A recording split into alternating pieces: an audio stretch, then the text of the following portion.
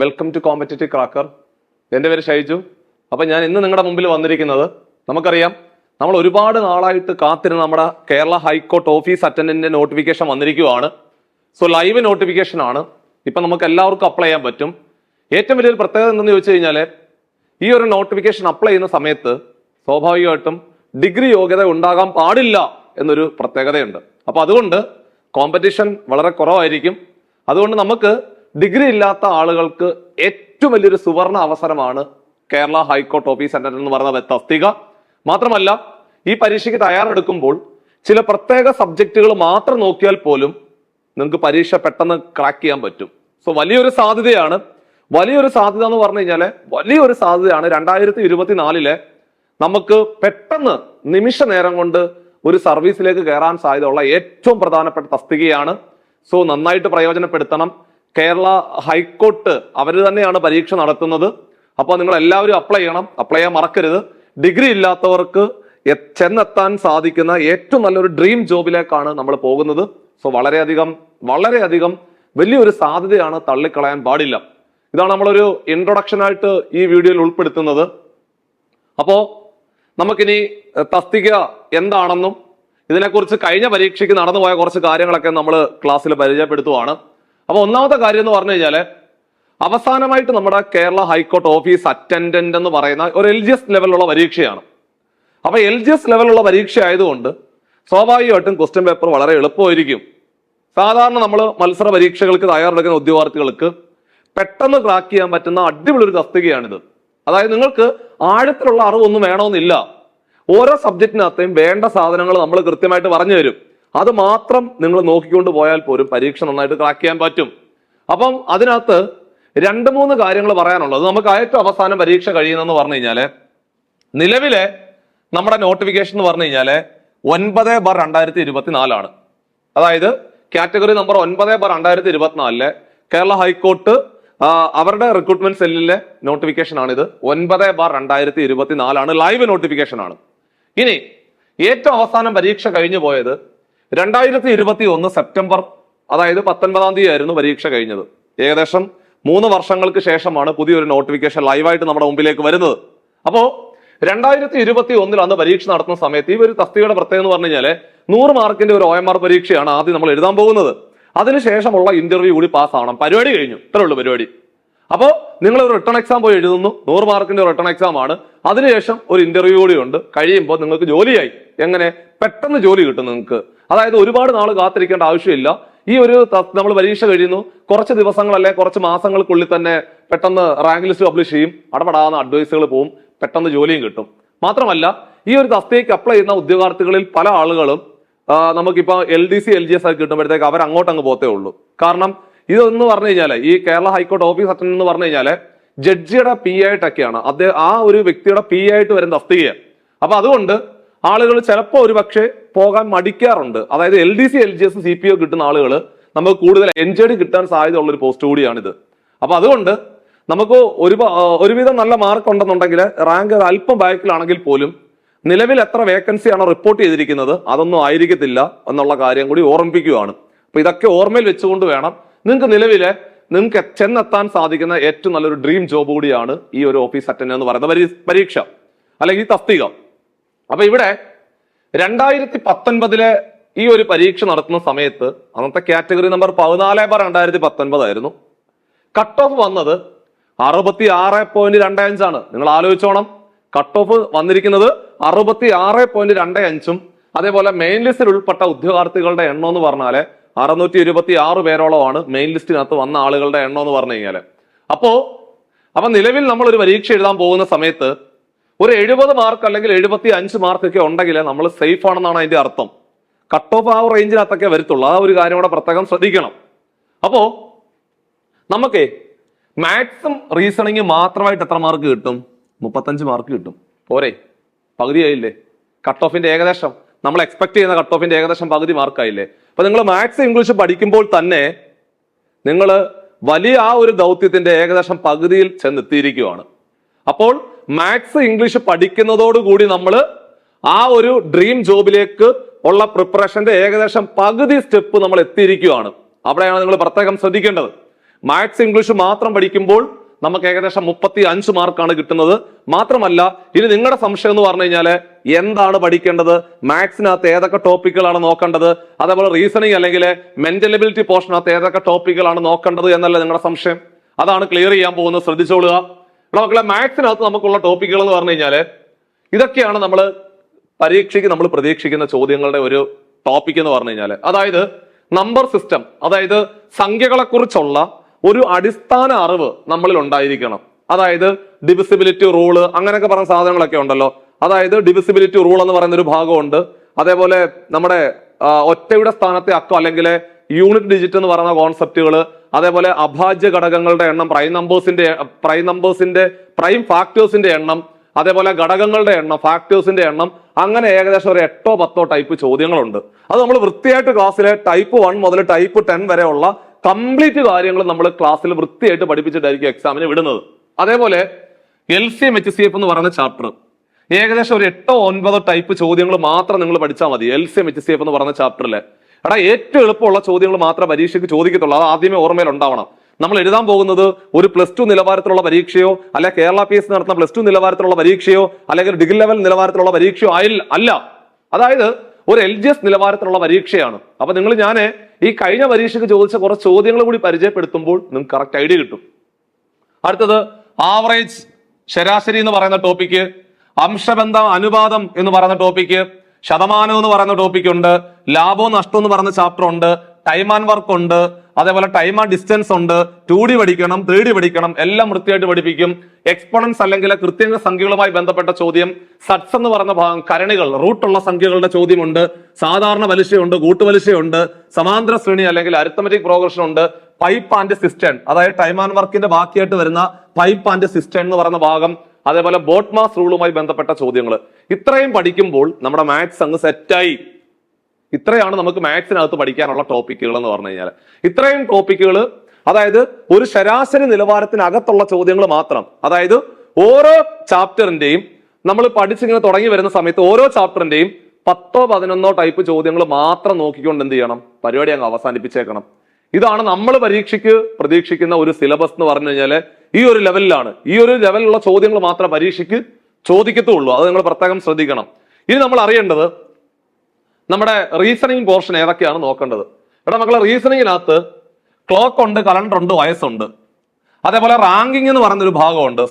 അതായത് നമ്മൾ ഈ സ്ഥാനനിർണയ പരിശോധന, പ്ലേസ് അറേഞ്ച്മെന്റ് ഇല്ലേ, അതിനകത്ത് ഒരു വരിയിലെ രാമു ഇടത് നിന്ന് 7ാമതാണ്, വലത് നിന്ന് 5ാമതാണ്, അങ്ങനെയാണെങ്കിൽ അവർക്കിടയിൽ എത്ര പേരുണ്ട്, അങ്ങനെ ആകെയുള്ള ആളുകളുടെ എണ്ണം എത്ര, അങ്ങനെയൊക്കെയുള്ള ചോദ്യങ്ങളുണ്ടല്ലോ. അതാണ് റാങ്കിങ് എന്ന് പറയുന്ന ഭാഗം. സർക്കുലർ അറേഞ്ച്മെന്റ് എന്ന് പറഞ്ഞു കഴിഞ്ഞാല് ഒരു വൃത്താകൃതിയിലെ എ ഇരിക്കുന്നത് ബിയുടെ ഇടത് 3ാമതാണ്, സി ഇരിക്കുന്നത് എയുടെ വലത് 5ാമതാണ്, അങ്ങനെയൊക്കെ വരുന്ന ചോദ്യങ്ങളാണ് സർക്കുലർ അറേഞ്ച്മെന്റ് അല്ലെങ്കിൽ വൃത്താകൃതിയിലുള്ള അറേഞ്ച്മെന്റ് എന്ന് പറയുന്ന ഭാഗം. അതേപോലെ നമ്പർ സീരീസുമായി ബന്ധപ്പെട്ട ചോദ്യങ്ങൾ പരീക്ഷയ്ക്ക് ചോദിക്കും. അതായത് ഒരു 4 നമ്പർ തന്നിട്ട് 5ാമത്തെ സംഖ്യ ഏത്, നമ്പർ സീരീസ് ഉണ്ട്, അതേപോലെ ആൽഫബറ്റ് സീരീസ് ഉണ്ട്, കോഡിംഗ് ഉണ്ട്, കോഡിംഗ് ഡീകോഡിംഗ് ഉണ്ട്, ഓഡ് മാൻ ഔട്ട് ഉണ്ട്, ഡയറക്ഷൻ ഉണ്ട്, ബ്ലഡ് റിലേഷൻ ഉണ്ട്. ഇത്രയും ചോദ്യങ്ങളും കൃത്യമായിട്ട് നിങ്ങൾ ഓരോ ടോപ്പിക്കുകളും ഡീറ്റെയിൽഡ് ആയിട്ട് പഠിക്കണം. നമുക്ക് ഒരുപാട് സമയമുണ്ട്, ആലോചിച്ചോണം. ഇപ്പം ബ്ലഡ് റിലേഷൻ എന്ന് പറഞ്ഞ ടോപ്പിക് എടുക്കുന്നു, ഒരു 15 ക്വസ്റ്റ്യൻ നമ്മൾ ക്ലാസ്സിൽ പഠിപ്പിക്കുന്നു, നിങ്ങളൊരു 30 ക്വസ്റ്റ്യൻ വീട്ടിലിരുന്ന് പ്രാക്ടീസ് ചെയ്യുന്നു, പരിപാടി കഴിഞ്ഞു. മാത്രമല്ല ഈ മാത്സും റീസണിങ്ങും പോർഷന്റെ ഒരു പ്രത്യേകത എന്ന് പറഞ്ഞു കഴിഞ്ഞാല് നിങ്ങൾ ഒരു തവണ പഠിച്ചു കഴിയുമ്പോൾ ആ ഒരു ടോപ്പിക് പിന്നെ അപ്ഡേറ്റ് വേണ്ട, അതോടെ കൂടി കഴിഞ്ഞു, ആ ഒരു ഭാഗം അവിടെ അവസാനിച്ചിരിക്കുക. അതുകൊണ്ടാണ് നമ്മൾ പറഞ്ഞത് മാത്സിന്റെയും റീസണിങ്ങിന്റെയും ഏകദേശം 35 മാർക്ക് ഉണ്ടെങ്കിൽ ഒന്നും പേടിക്കേണ്ടടാ, നിങ്ങൾക്ക് ഉറപ്പായിട്ട് ഒരു 30 മാർക്ക് 32 മാർക്ക് കയ്യിലുണ്ടോ, നിങ്ങൾ സേഫ് ആയെന്ന് അർത്ഥം. ബാക്കി പിന്നെ ഒരു 10 or 30 മാർക്ക് മൊത്തത്തിൽ സ്കോർ ചെയ്താൽ പോരെ. അപ്പൊ അതുകൊണ്ട് നിങ്ങൾ ഏറ്റവും കൂടുതൽ പരിഗണന കൊടുക്കേണ്ടത് മാത്സും അതേപോലെ റീസണിങ് പോർഷനുമാണ്. ഇവിടുന്ന് 35 മാർക്കിനകത്ത് നിങ്ങൾ പരമാവധി മാക്സിമം മാർക്ക് ഇങ്ങോട്ട് സ്കോർ ചെയ്താൽ ഉണ്ടല്ലോ, നിങ്ങൾ പാതി ദൗത്യമായി. അതായത് നിങ്ങൾ ഈ മാത്സും റീസണിങ്ങും മൊത്തത്തിൽ വർക്കൗട്ട് ചെയ്യാൻ എടുക്കുന്നത് ഒരു 6 or 7 ദിവസം കൊണ്ട് പരിപാടി അങ്ങ് അവസാനിക്കും. ഒരു 7 ദിവസം മതി. ഒരാഴ്ച കൊണ്ട് നമുക്ക് ഒന്നും അറിയാത്ത ഒരു വ്യക്തിക്ക് മാത്സും റീസണിങ്ങും മൊത്തം ഫുൾ പോർഷൻ കവർ ചെയ്യാൻ പറ്റും. അത്രമേൽ ഇമ്പോർട്ടന്റ് ആയതും അത്രമേൽ സിമ്പിൾ ആയിട്ടുള്ള ഭാഗമാണ് മാത്സും റീസണിങ്ങും വരുന്ന ഭാഗം. അപ്പൊ അത് പ്രത്യേകം ശ്രദ്ധിക്കണം. ഇനി നമുക്ക് ഒരു കാര്യം ചെയ്യാം. കഴിഞ്ഞ പരീക്ഷയ്ക്ക് അതായത് നമ്മൾ ഏറ്റവും അവസാനം നടന്നുപോയ പരീക്ഷയ്ക്ക് ചോദിച്ച ചോദ്യങ്ങളൊന്ന് പരിചയപ്പെടുത്തുക. അതായത് നമ്മൾ മുമ്പ് എഴുതിയ പരീക്ഷകളുടെ കാര്യങ്ങളൊക്കെ പറഞ്ഞായിരുന്നു. 2021 നമ്മൾ അവസാനമായിട്ട് പരീക്ഷ എഴുതിയെന്ന് പറഞ്ഞു. ആ ഒരു പരീക്ഷയ്ക്ക് ചോദിച്ച ചോദ്യങ്ങൾ നമ്മൾ ക്ലാസ്സിൽ ഒന്ന് പരിചയപ്പെടുത്താൻ പോവാം. നോക്കിക്കോണേ. ഒന്നാമത്തെ ചോദ്യം എന്ന് പറഞ്ഞു കഴിഞ്ഞാല് A:B വില 3:7, B:C വില 5:8. അങ്ങനെയാണെങ്കിൽ A:B:C എത്ര എന്നാണ് ചോദിച്ചിരിക്കുന്നത്. ഇത് ഏത് ചാപ്റ്ററിലെ ക്വസ്റ്റ്യനാ? അതായത് നമുക്ക് എല്ലാവർക്കും അറിയാം അംശബന്ധം അനുപാതം എന്ന് പറയുന്ന ചാപ്റ്റർ ആണ്. നിങ്ങൾക്ക് ക്വസ്റ്റ്യൻ പരീക്ഷയ്ക്ക് ഇംഗ്ലീഷിലും കാണും മലയാളത്തിലും കാണും. ഇംഗ്ലീഷിലും കാണും മലയാളത്തിലും കാണും. ഒന്നും പേടിക്കേണ്ട. അതുകൊണ്ട് മലയാളത്തിലും പഠിച്ചാൽ മതി, വേറെ ഒന്നും ആലോചിക്കേണ്ട. നമ്മൾ എഴുതാൻ പോകുന്ന പരീക്ഷ ഒരു LGS നിലവാരത്തിലുള്ള പരീക്ഷയാണെന്നുള്ളത് ഓർമ്മയിൽ വേണം. നോക്കിക്കോണേ. A:B വില 3:7. കണ്ടോ? A:B:C ആണ് കണ്ടുപിടിക്കേണ്ടത്. എടാ A:B വില എയുടെ വില 3, ബിയുടെ വില 7. കണ്ടോ? വൃത്തിയായിട്ട് അങ്ങ് എഴുതി വെച്ചു. A:B വില 3:7, 3:7 എന്ന് വൃത്തിയായിട്ട് എഴുതി വെച്ചു. B:C വില 5:8. ബിയുടെ വില 5, സിയുടെ വില 8. അതായത് ബിയുടെ വില 5 ആണെന്ന് പറയുന്നു, അതേപോലെ സിയുടെ വില 8 ആണെന്ന് പറയുന്നു. കണ്ടോ? എന്നിട്ട് നമുക്ക് വേണമെങ്കിൽ ഇത് മൊത്തത്തിൽ അങ്ങോട്ട് കണ്ടുപിടിക്കാം. അതിൻ്റെയും ആവശ്യമില്ല. സിമ്പിളായിട്ട് നിങ്ങൾക്ക് ആ ബിയുടെ നമ്പർ ഉണ്ടല്ലോടാ, ഇവിടെ വരേണ്ട സംഖ്യ ഉണ്ടല്ലോ, അവിടെ ബിയുടെ നേരെയുള്ള സംഖ്യ ഏതാ? 7 അല്ലേ? 7 ഉണ്ട്, 5 ഉണ്ട്. സ്വാഭാവികമായിട്ടും ആ ബി എന്ന് പറയുന്ന നമ്പർ 7ന്റെ മൾട്ടിപ്പിൾ ആയിരിക്കും. അല്ലെങ്കിൽ ആണ് 7ന്റെ മൾട്ടിപ്പിൾ ആണ്, അതേപോലെ 5ന്റെ മൾട്ടിപ്പിളും ആണ്. സോ അപ്പം ബി വരുന്ന പോർഷൻ ഇതാണല്ലോ എ വരുന്ന പോർഷൻ. ഇത് ബി വരുന്ന പോർഷൻ അല്ലേ? ഇത് സി വരുന്ന പോർഷൻ അല്ലേ? അപ്പം ബി എന്ന് പറയുന്ന സംഖ്യ ഉണ്ടല്ലോ, അത് 7ന്റെ മൾട്ടിപ്പിളും ആണ്, അതേപോലെ 5ന്റെ മൾട്ടിപ്പിളും ആണ്. നിങ്ങൾ ആലോചിച്ച് നോക്കിയേ, 30 എന്ന് പറയുന്ന സംഖ്യ 7ന്റെ മൾട്ടിപ്പിൾ ആണോ? എടാ 30 എന്ന് പറയുന്ന സംഖ്യ 7ന്റെ ഗുണിതമാണോ? അതായത് 30നെ 7 കൊണ്ട് പൂർണ്ണമായിട്ട് ഹരിക്കാൻ പറ്റുമോ? ഇല്ല. അപ്പൊ അതുകൊണ്ട് ഓപ്ഷനേ അല്ല. ഇനി 35 എന്ന് പറയുന്ന സംഖ്യ 7ന്റെ മൾട്ടിപ്പിൾ ആണോ? 7ന്റെ ഗുണിതമാണോ? ആണ്. ഇനി ഇവിടെ 35 ഉണ്ട്, അപ്പൊ അതും 7ന്റെ മൾട്ടിപ്പിൾ ആണ്. 25 എന്ന് പറയുന്ന സംഖ്യ 7ന്റെ മൾട്ടിപ്പിൾ ആണോ? അല്ല, 7ന്റെ മൾട്ടിപ്പിൾ അല്ല. അതുകൊണ്ട് ആ ഓപ്ഷൻ നമുക്ക് അങ്ങ് കട്ട് ചെയ്ത് കളയാം. അപ്പൊ നമ്മുടെ ഉത്തരം എന്ന് പറഞ്ഞാല് ബി അല്ലെങ്കിൽ സി ആയിരിക്കും എന്ന് നമുക്ക് ഉറപ്പിക്കാവുന്നതാണ്. ഇനി ബിയോ സിയോ ആയിരിക്കും. എടാ സിയുടെ നേരെ ഒരു നമ്പർ കൂടി കിടപ്പില്ലേ? 8 ഇല്ലേ? അപ്പൊ സി എന്ന് പറഞ്ഞാല് 8ന്റെ മൾട്ടിപ്പിൾ അല്ലേടാ? 8ന്റെ ഗുണിതം അല്ലേ? അപ്പൊ സി വരുന്ന പോർഷൻ നോക്കുക. സി എന്ന് പറയുമ്പോൾ അവസാനത്തെ നമ്പർ അല്ലേ? ഈ 55 എന്ന് പറയുന്ന സംഖ്യ 8ന്റെ ഗുണിതമാണോ? അതായത് 55നെ 8 കൊണ്ട് പൂർണ്ണമായിട്ട് ഹരിക്കാൻ പറ്റുമോ? ഇല്ല. അപ്പൊ അതുകൊണ്ട് അതും അല്ല ആൻസർ. അങ്ങനെയാണെങ്കിൽ ഓപ്ഷൻ ബി ആയിരിക്കും ആൻസർ. ഇത്ര കൊണ്ട് പരിപാടി. സിമ്പിൾ ആയിട്ട് പരിപാടി അവസാനിച്ചില്ലേ? ഇങ്ങനെയാണ് പരീക്ഷയ്ക്ക് ചെയ്യേണ്ടത്. അല്ലാതെ വേണമെങ്കിലും ചെയ്യാം. അല്ലാതെ നമ്മൾ A:B:C അല്ലാതെ കണ്ടുപിടിക്കും. പക്ഷേ ഇതുപോലുള്ള പരീക്ഷകൾ, SSC നടത്തുന്ന പരീക്ഷകൾ, അതേപോലെ RRB പരീക്ഷകൾ, അങ്ങനെയൊക്കെ ഉള്ള പരീക്ഷകൾ നമ്മൾ സാധാരണ ഓപ്ഷൻ നോക്കിയിട്ട് വെട്ടി കളഞ്ഞിട്ടാണ് ആൻസറിലേക്ക് എത്തുന്നത്. നിസ്സാര സമയം കൊണ്ട് ആൻസറിലേക്ക് എത്താൻ സാധിക്കും. ഇത്ര ഉള്ളു പരിപാടി. ഇതാണ് നമ്മൾ 2021 പരീക്ഷ എഴുതിയപ്പോൾ അംശബന്ധം അനുപാതം എന്ന് പറയുന്ന ചാപ്റ്ററിൽ ചോദിച്ച ഒരു വളരെ രസകരമായ ചോദ്യം. നമ്മൾ ഇത് ചെയ്തെടുക്കാൻ എടുത്ത സമയം എത്രയെന്നറിയോ? വെറും 5 സെക്കൻഡ് സമയം മാത്രമേ എടുത്തുള്ളൂ. സിമ്പിൾ ക്വസ്റ്റ്യൻ ആണ്. അപ്പൊ ഇതുപോലുള്ള ചോദ്യങ്ങൾ കഴിഞ്ഞ തവണ പരീക്ഷയ്ക്ക് ചോദിച്ചു എന്നുള്ളതാണ് യാഥാർത്ഥ്യത. അപ്പൊ നമ്മൾ അതേ മോഡലിലുള്ള മറ്റൊരു ചോദ്യം കൂടി പരിചയപ്പെടുത്തുവാണ്. ഇവിടെ ഞാൻ ഓപ്ഷൻ ഉൾപ്പെടുത്തിയിട്ടില്ല. അല്ലാതെ എങ്ങനെയാണ് അത് സാധാരണ രീതിയിലെ ആ പ്രോബ്ലത്തിന്റെ ആൻസർ എങ്ങനെ കിട്ടുന്നതെന്ന് പറഞ്ഞു തരാവേ. സംഭവമൊന്നുമില്ല. കണ്ടുപിടിക്കേണ്ടത് A:B:C ആണ് കണ്ടുപിടിക്കേണ്ടത്. തന്നിരിക്കുന്നത് A:Bയുടെ വില 2, 3, എയുടെ വില 2, ബിയുടെ വില 3 എഴുതി വെച്ചു.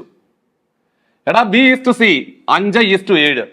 അതായത് ബിയുടെ വില 5 ആണ്, സിയുടെ വില 7 ആണ്. ബിയുടെ വില 5, സിയുടെ വില 7. ഇത്രേ ഉള്ളൂ.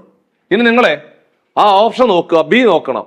ആ ബിയിലെ 3ന്റെ മൾട്ടിപ്പിള് വരുന്നതൊക്കെ ടിക്കിട്ട് വിടുക, അല്ലാത്ത എല്ലാം വെട്ടിക്കളയണം. അതേപോലെ 5ന്റെ മൾട്ടിപ്പിൾ, 5ന്റെ ഗുണിതം വരുന്നതെല്ലാം ടിക്കിടണം, അല്ലാത്ത എല്ലാം വെട്ടിക്കളയണം. ചിലപ്പോൾ ഒരെണ്ണേ കാണത്തുള്ളൂ, അതായിരിക്കും ആൻസർ. മനസ്സിലായോ? അല്ലെങ്കിൽ സിയുടെ ഭാഗത്തേക്ക് പോയിട്ട് 7ന്റെ മൾട്ടിപ്പിൾ ഉള്ളത് മാത്രം ടിക്ക് ചെയ്ത് വിടുക. അപ്പോഴത്തേക്ക് ആൻസർ കിട്ടും. നിങ്ങളുടെ കയ്യിൽ അത്തരം ആൻസർ കിട്ടും. അല്ലെങ്കിൽ ഇതങ്ങനെയാണ് സാധാരണ ഇത് ചെയ്യുന്നത് ചോദിച്ചു കഴിഞ്ഞാല് നമ്മളിങ്ങനെ റോ വൈസ് നമ്പർ അറേഞ്ച് ചെയ്തു. അതായത് വരികളായിട്ട് നമ്മൾ കൃത്യമായിട്ട് നമ്പർ അറേഞ്ച് ചെയ്തതിനു ശേഷം ഫസ്റ്റ് റോയിലെ അവസാനത്തെ നമ്പർ മിസ്സിംഗ് അല്ലേ? എടാ മക്കളെ, ഫസ്റ്റ് റോയിലെ അവസാനത്തെ നമ്പർ മിസ്സിംഗ് അല്ലേ? ആണ്. അതേപോലെ സെക്കൻഡ് റോയിലെ ആദ്യത്തെ നമ്പർ മിസ്സിംഗ് അല്ലേ? ഫസ്റ്റ് റോയിലെ അവസാനത്തെ നമ്പർ മിസ്സിംഗ് ആണ്. അതേപോലെ സെക്കൻഡ് റോയിലെ ആദ്യത്തെ നമ്പർ മിസ്സിംഗ് ആണ്. ആ മിസ്സായി പോയ നമ്പറിന് വേണ്ടിയിട്ട് പ്രത്യേകം ശ്രദ്ധിക്കുക. ആ മിസ്സായി പോയ നമ്പറിന് വേണ്ടിയിട്ട് ആ റോയിലെ ആ നമ്പറിന്റെ അടുത്തുള്ള സംഖ്യ എടുത്ത് എഴുതണം. ആ റോയിലെ ആ നമ്പറിന്റെ അടുത്തുള്ള സംഖ്യ എടുത്ത് എഴുതണം. ആ റോയിലെ ആ നമ്പറിന്റെ അടുത്തുള്ള സംഖ്യ എടുത്ത് എഴുതണം. സോ ഇവിടെയാണ് മിസ്സായി പോയ നമ്പർ. ഇതിന്റെ അടുത്തുള്ള സംഖ്യ 3 ആണ്. 3 എഴുതുക, 3 എഴുതുക, 3 എഴുതുക. എവിടെയാണോ മിസ്സായി പോയത് ആ നമ്പറിന്റെ അടുത്തുള്ള സംഖ്യ എഴുതണം. ആ നമ്പറിന്റെ അടുത്തുള്ള സംഖ്യ എഴുതണം. ആ നമ്പറിന്റെ അടുത്തുള്ള സംഖ്യ എടുത്ത് എഴുതണം. സോ അങ്ങനെയാണെങ്കിൽ ഇവിടെ മിസ്സായി പോയി. ഇതിന്റെ അടുത്തുള്ള സംഖ്യ 5 എന്ന് എഴുതി. എന്നിട്ട് താഴോട്ട് ഗുണിക്കണം. താഴോട്ട് ഗുണിക്കുക. എടാ മക്കളെ, 2ഉം 5ഉം കൂടെ ഗുണിച്ചാൽ 10 ആണ്. അതേപോലെ 3ഉം 5ഉം കൂടെ ഗുണിച്ചാൽ 15 ആണ്. അതേപോലെ 3ഉം 7ഉം കൂടെ ഗുണിച്ചാൽ 21. ഉത്തരം 10 അംശബന്ധം 15 അംശബന്ധം 21 എന്ന് എഴുതി വെച്ചാൽ മതി. ഇനി അതിനെ കോമൺ ആയിട്ട് വെട്ടാൻ പറ്റുവാണെങ്കിൽ വെട്ടുക. ഇവിടെ വെട്ടാൻ സാധിക്കത്തില്ല. അപ്പൊ ഉത്തരം 10:15:21 എന്നുള്ളതാണ് അവിടുത്തെ റൈറ്റ് ആൻസർ. ഇത്രേ ഉള്ളൂ പരിപാടി. ഇങ്ങനെയാണ് A:Bയും B:Cയും കിട്ടിയാൽ A:B:C കണ്ടുപിടിക്കുന്നത്. ഏത് ചാപ്റ്ററിലെ ക്വസ്റ്റ്യൻ ആണെന്ന് ചോദിച്ചു കഴിഞ്ഞാല് അംശബന്ധം അനുപാതം എന്ന് പറയുന്ന ചാപ്റ്ററിലെ ക്വസ്റ്റ്യൻ ആണ്. കണ്ടോ, നമ്മൾ എഴുതിയ ഒരു ചോദ്യമായിരുന്നു. സോ നിസ്സാര സമയം കൊണ്ട് ആൻസർ കിട്ടിയ കണ്ടോ. ഈ ഒരു ചാപ്റ്ററിനകത്ത് ഏകദേശം ഇതിന്റെ ബാക്കിയായിട്ടൊരു 5 ടൈപ്പ് ചോദ്യം കൂടെ ബാക്കിയായിട്ട് വരുന്നുണ്ട്. അതെല്ലാം നമ്മൾ വൃത്തിയായിട്ട് പഠിപ്പിച്ചിട്ടാണ് നിങ്ങളെ എക്സാം ഹാളിലേക്ക് വിടുന്നത്. സോ നല്ലൊരു സാധ്യതയാണ്, തള്ളിക്കളയരുത് എന്ന് വീണ്ടും ഓർമ്മിപ്പിക്കുകയാണ്. സോ അടുത്ത ചോദ്യത്തിലേക്ക് നമ്മൾ കടക്കുക. ഇത് നമ്മുടെ റീസണിങ് പോർഷനുമായി ബന്ധപ്പെട്ട ചോദ്യമാണ്. അതായത് റീസണിങ്ങിനകത്തെ കലണ്ടർ എന്ന് പറയുന്ന ഒരു ചാപ്റ്റർ ഉണ്ട്. ആ കലണ്ടർ എന്ന് പറയുന്ന ചാപ്റ്ററിലെ ചോദ്യം താഴെ തന്നിരിക്കുന്നവയിൽ അതിവർഷം ഏത് എന്നാണ് ചോദ്യം. നമുക്കറിയാം, അതിവർഷം എന്ന് പറഞ്ഞു കഴിഞ്ഞാല് 4 വർഷം കൂടുമ്പോൾ വരുന്ന വർഷത്തിനെയാണ് നമ്മൾ അതിവർഷം എന്ന് പറയുന്നത്. അതിവർഷത്തിന്റെ പ്രത്യേകത 366 ദിവസങ്ങളായിരിക്കും ആണെന്നത്. ഏതെങ്കിലും ഒരു അതിവർഷത്തിലെ 366 ദിവസങ്ങളായിരിക്കും ഉണ്ടായിരിക്കുന്നത്. സാധാരണ വർഷമാണെങ്കിൽ 365 ദിവസവും അതിവർഷമാണെങ്കിൽ 366 ദിവസങ്ങളും ആയിരിക്കും ഉണ്ടായിരിക്കുന്നത്. ഇതാണ് അതിവർഷത്തിന്റെ പ്രത്യേകത. അപ്പൊ ഇവിടെ ഒരു വർഷം അതിവർഷമായിരിക്കണമെങ്കിൽ നിങ്ങൾ ഇത്രമാത്രം ഒന്ന് ആലോചിച്ചാൽ മതി. എടാ മക്കളെ, ഒരു വർഷത്തിനെ 4 കൊണ്ട് പൂർണ്ണമായിട്ട് ഹരിക്കാൻ പറ്റുവാണെങ്കിൽ അത് അതിവർഷമായിരിക്കും. ഒന്നും കൂടെ പറയുന്നു, ഒരു വർഷത്തിനെ പൂർണ്ണമായിട്ട് 4 കൊണ്ട് ഹരിക്കാൻ പറ്റുവാണെങ്കിൽ അതല്ല അതിവർഷമായിരിക്കും. ഒരു വർഷത്തിനെ പൂർണ്ണമായി 4 കൊണ്ട് ഹരിക്കാൻ പറ്റുവാണെങ്കിൽ അതിനെ നമ്മൾ അതിവർഷമായിട്ടാണ് പരിഗണിക്കുന്നത്. എക്സെപ്റ്റ് സെഞ്ചുറീസ്, അതായത് നൂറ്റാണ്ടുകൾ ഒഴികെ. ആ നൂറ്റാണ്ടുകളുടെ കാര്യത്തിലാണെങ്കിൽ നൂറ്റാണ്ടുകൾ എന്ന് പറഞ്ഞാല് ഒരു വർഷത്തിന്റെ അവസാനത്തെ 2 അക്കം 0 ആണെങ്കിൽ അത്തരം വർഷങ്ങളെയാണ് നമ്മൾ നൂറ്റാണ്ടുകൾ അല്ലെങ്കിൽ സെഞ്ചുറീസ് എന്ന് പറയുന്നത്. എക്സാമ്പിൾ പറഞ്ഞു കഴിഞ്ഞാല് ശ്രദ്ധിച്ചോണം. 100, 200, 300, 400, 500, 600 ഇങ്ങനെയുള്ള വർഷങ്ങളൊക്കെ ഇല്ലേ, ഇതിനെയാണ് നമ്മൾ നൂറ്റാണ്ടുകൾ എന്ന് പറയും. അതായത് സെഞ്ചുറീസ് എന്ന് പറയും, നൂറ്റാണ്ടുകൾ എന്ന് പറയും, അല്ലെങ്കിൽ സെഞ്ചുറീസ് എന്നാണ് പറയുന്നത്. നൂറ്റാണ്ടുകളാണ് ഇതെല്ലാം. ഒരു വർഷത്തിന്റെ അവസാനത്തെ 2 അക്കം 0 ആണെങ്കിൽ അത്തരം വർഷങ്ങളെ നമ്മൾ നൂറ്റാണ്ടുകൾ എന്നാണ് പറയുന്നത്. നൂറ്റാണ്ടുകളാണെങ്കിൽ 400 കൊണ്ട് പൂർണ്ണമായിട്ട് ഹരിക്കാൻ പറ്റണം എന്നുള്ള കാര്യം ഒരു എക്സ്ട്രാ പോയിന്റ് ആയിട്ട് ഓർത്തിരിക്കണം. അപ്പൊ സാധാരണ രീതിയിൽ ഒരു വർഷത്തിന് 4 കൊണ്ട് പൂർണ്ണമായിട്ട് ഹരിക്കാൻ പറ്റുവാണെങ്കിൽ അതെല്ലാം അതിവർഷമായിരിക്കും.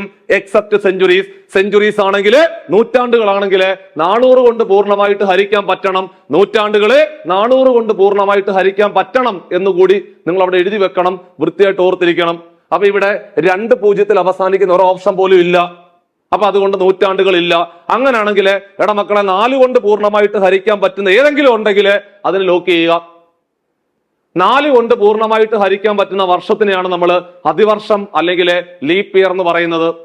അപ്പോൾ ഒരു സംഖ്യ 4 കൊണ്ട് പൂർണ്ണമായിട്ട് ഹരിക്കാൻ പറ്റണമെങ്കിൽ നമ്മൾ ചെറിയ ക്ലാസ്സിൽ പഠിച്ചിട്ടുണ്ട് അവസാനത്തെ 2 അക്കം. എടാ, അവസാനത്തെ 2 അക്കം 4ന്റെ ഗുണിതമായിരിക്കുകയോ 4ന്റെ ഗുണിതമാണെങ്കിൽ എത്ര വലിയ സംഖ്യ ആണെങ്കിലും 4 കൊണ്ട് പൂർണ്ണമായിട്ട് ഹരിക്കാൻ പറ്റും. അപ്പൊ അവസാനത്തെ രണ്ടക്കം നോക്കിയാൽ മതി. 63ന്റെ അവസാനത്തെ 1963ന്റെ അവസാനത്തെ രണ്ടക്കം 63 63നെ 4 കൊണ്ട് പൂർണ്ണമായിട്ട് ഹരിക്കാൻ പറ്റുകയല്ല. അപ്പൊ അതുകൊണ്ട് 1963 എന്ന് പറഞ്ഞ സംഖ്യ 4ന്റെ മൾട്ടിപ്പിൾ അല്ല. അതുകൊണ്ട് ലീപ് ഇയർ അല്ല, ലീപ് ഇയർ അല്ല, ലീപ് ഇയർ അല്ല. 1965ന്റെ അവസാനത്തെ രണ്ടക്കം 65 4ന്റെ മൾട്ടിപ്പിൾ അല്ലാത്തത് കൊണ്ട് 65 4ന്റെ മൾട്ടിപ്പിൾ അല്ലാത്തത് കൊണ്ട് അത് ലീപ് ഇയർ അല്ല. 36 എന്ന് പറയുന്ന സംഖ്യ 4ന്റെ മൾട്ടിപ്പിൾ ആണ്, 4 കൊണ്ട് പൂർണ്ണമായിട്ട് ഹരിക്കാൻ പറ്റും. സോ അങ്ങനെയാണെങ്കിൽ ആ വർഷം, അതായത് 1936 എന്ന് പറയുന്ന ഈ വർഷം ഉണ്ടല്ലോ, ലീപ് ഇയർ ആണ്, ലീപ് ഇയർ ആണ്, ലീപ് ഇയർ ആണ്, ലീപ് ഇയർ ആണ്. ഇത്ര ഉള്ളു പരിപാടി. അപ്പോൾ നമ്മൾ പ്രധാനപ്പെട്ട 2 ചോദ്യങ്ങളാണ് പഠിച്ചത്. ഒന്ന് മാത്സിനകത്തെ ഒരു പ്രീവിയസ് ചോദ്യം നമ്മൾ പരിചയപ്പെട്ടു. അതേപോലെ റീസണിംഗ് പോർഷനകത്തെ മറ്റൊരു പ്രീവിയസ് ചോദ്യം കൂടി നമ്മൾ ഇന്നത്തെ ക്ലാസ്സിലെ വളരെ ഭംഗിയായിട്ട് പരിചയപ്പെട്ടു. സോ കലണ്ടറുമായി ബന്ധപ്പെട്ട ചോദ്യങ്ങൾ, ക്ലോക്കുമായി ബന്ധപ്പെട്ട ചോദ്യങ്ങൾ, ഏജിന്റെ പ്രോബ്ലങ്ങൾ, അതേപോലെ സർക്കുലർ അറേഞ്ച്മെന്റ്, അതേപോലെ ലീനിയർ അറേഞ്ച്മെന്റ് അല്ലെങ്കിൽ റാങ്കിങ് എന്ന് പറയുന്ന ഭാഗം, ബ്ലഡ് റിലേഷൻ, ഡയറക്ഷൻ പോലുള്ള ചോദ്യങ്ങൾ ഉറപ്പായിട്ട് നിങ്ങളുടെ ക്വസ്റ്റ്യൻ പേപ്പറിനകത്ത് ഉണ്ടാവും. അപ്പോൾ നമുക്ക് ലാസ്റ്റ് ഡേറ്റ് എന്ന് പറഞ്ഞാൽ ജൂലൈ 2 തീയതിയാണ്. ജൂലൈ 2 തീയതിയാണ് നമുക്ക് അപേക്ഷിക്കാനുള്ള അവസാന തീയതി എന്ന് പറഞ്ഞു കഴിഞ്ഞാൽ. സോ പരമാവധി പ്രയോജനപ്പെടുത്തണം. വലിയൊരു സാധ്യതയാണ്, വീണ്ടും വീണ്ടും വീണ്ടും നമ്മൾ പറയുന്നു, വലിയൊരു സാധ്യതയാണ്. ഒരിക്കലും നിങ്ങൾ മിസ്സാക്കരുത്. ഡിഗ്രി ഇല്ല എന്നുണ്ടെങ്കിൽ നിങ്ങൾക്ക് അപ്ലൈ ചെയ്യാൻ പറ്റുന്ന ഏറ്റവും വലിയ സാധ്യതയാണ് കേരള ഹൈക്കോർട്ടിലേക്കുള്ള ഓഫീസ് അറ്റൻഡന്റ് എന്ന് പറയുന്ന തസ്തിക. നിങ്ങൾക്ക് അവിടെ ഇരുന്നുകൊണ്ട് തന്നെ പ്രൊമോഷൻ കിട്ടാനൊക്കെ സാധ്യതയുള്ള വലിയൊരു തസ്തികയാണ്. സോ അതുകൊണ്ട് പരമാവധി പ്രയോജനപ്പെടുത്തണം. അപ്പൊ നമ്മൾ നിങ്ങളെ സഹായിക്കുവാൻ വേണ്ടിയിട്ട് പുതിയൊരു ബാച്ച് കൂടി ഓപ്പൺ ചെയ്യുവാണ്. ഫ്രം ദ ബേസ് ലെവൽ മുതൽ നിങ്ങളെ എക്സ്പേർട്ട് ആക്കുന്ന രീതിയിൽ പരമാവധി റിസൾട്ട് ഉണ്ടാക്കി എടുക്കണം എന്നുള്ള ലക്ഷ്യത്തോടുകൂടി നമ്മൾ പുതിയൊരു ബാച്ച് കൂടി നമ്മൾ സ്റ്റാർട്ട് ചെയ്യുവാണ്. സോ ഈ ഒരു ബാച്ചിലേക്ക് നമ്മൾ ഇതുപോലെ തന്നെ ഫ്രം ദ ബേസ് ലെവൽ മുതൽ അങ്ങ് അറ്റം വരെയുള്ള കംപ്ലീറ്റ് കാര്യങ്ങൾ ഡീറ്റെയിൽ ആയിട്ട് പഠിപ്പിച്ചിട്ട് നിങ്ങളെ പരീക്ഷയ്ക്ക് വിടത്തുള്ളൂ. മാക്സിമം ഗ്യാരണ്ടിയാണ്. നിങ്ങൾ ഒന്നും പേടിക്കണ്ട. ഞങ്ങൾ എന്തൊക്കെ പറയുന്നുണ്ടോ അത് മാത്രം പഠിച്ചുകൊണ്ട് എക്സാം ഹാളിലേക്ക് അങ്ങ് പോയാൽ മതി. വേറെ ഒന്നും ആലോചിക്കേണ്ട ആവശ്യമില്ല. അപ്പോ പുതിയൊരു ബാച്ചാണ് ഫ്രം ദ ബേസ്. നിങ്ങൾക്ക് ഒന്നും അറിയത്തില്ലോ, ഇനി പോന്നേക്കുക. ഒന്നും അറിയാത്തവന് ചെന്നെത്താൻ സാധിക്കുന്ന രീതിയിൽ നിങ്ങൾക്ക് വേണ്ട സാധനങ്ങൾ മാത്രം, ഒരുപാട് ആഴത്തിലുള്ള ചാപ്റ്ററുകളൊന്നും ചോദ്യങ്ങളൊന്നും പരീക്ഷയ്ക്ക് ചോദിക്കത്തില്ല. അപ്പൊ ഏറ്റവും വേണ്ട സാധനങ്ങൾ മാത്രം പരിചയപ്പെടുത്തിക്കൊണ്ട് നമ്മൾ ഒരു പുതിയൊരു ബാച്ച് കൂടി ഓപ്പൺ ചെയ്യുവാണ്. സോ പരമാവധി പ്രയോജനപ്പെടുത്തണം. സോ നമ്പർ ഞാൻ ഇവിടെ കിടപ്പുണ്ട്. ഈ നമ്പറിലെ കോൺടാക്ട് ചെയ്യുക. ഇന്ന് തന്നെ അഡ്മിഷൻ എടുക്കണം, ഇപ്പോൾ തന്നെ അഡ്മിഷൻ എടുക്കണം. അവിടെ വെച്ച് നമ്മൾ തീവാരം ക്ലാസ്സുകളുമായിട്ട് വീണ്ടും നമ്മൾ പരീക്ഷയുടെ പ്രിപ്പറേഷനുമായിട്ട് വീണ്ടും നമ്മൾ മുമ്പോട്ട് പോകും. ഓക്കെ, അപ്പൊ നമ്മൾ ഒരു ചോദ്യം കൂടെ പരിചയപ്പെടുത്തുവാണ്, ശ്രദ്ധിച്ചോണേ. എടാ ഒന്നുമില്ല, ഇത് പെർസെന്റേജ് അല്ലെങ്കിൽ ശതമാനം എന്ന് പറയുന്ന ചാപ്റ്ററിനകത്ത് ചോദിച്ച ചോദ്യം. ഇതും PYQ 2021 ചോദിച്ച PYQ മാത്രം നിങ്ങൾ പരിചയപ്പെടുത്തി എത്ര സമയം എടുക്കും നിങ്ങൾ ആലോചിച്ച് നോക്കണം. നോക്കിയേ, ഒരു സംഖ്യയുടെ 30% എടാ മക്കളെ, ഒരു സംഖ്യയുടെ 30% കൂടെ 490 കൂട്ടിയാൽ 490 കൂട്ടുവാണെങ്കിൽ ആ സംഖ്യ കിട്ടും എന്നാണ് പറയുന്നത്. സംഖ്യ എന്ന് കേട്ടാൽ അറിയാമല്ലോ, 100% എന്നല്ലേ അർത്ഥം. സംഖ്യ എന്ന് കേട്ടാൽ 100%, സംഖ്യയുടെ പകുതി എന്ന് കേട്ടാൽ 50%, സംഖ്യയുടെ 1/4 ഭാഗം എന്ന് കേട്ടാൽ 25%, സംഖ്യയുടെ 3/4 ഭാഗം എന്ന് കേട്ടാൽ 75% ആണ്.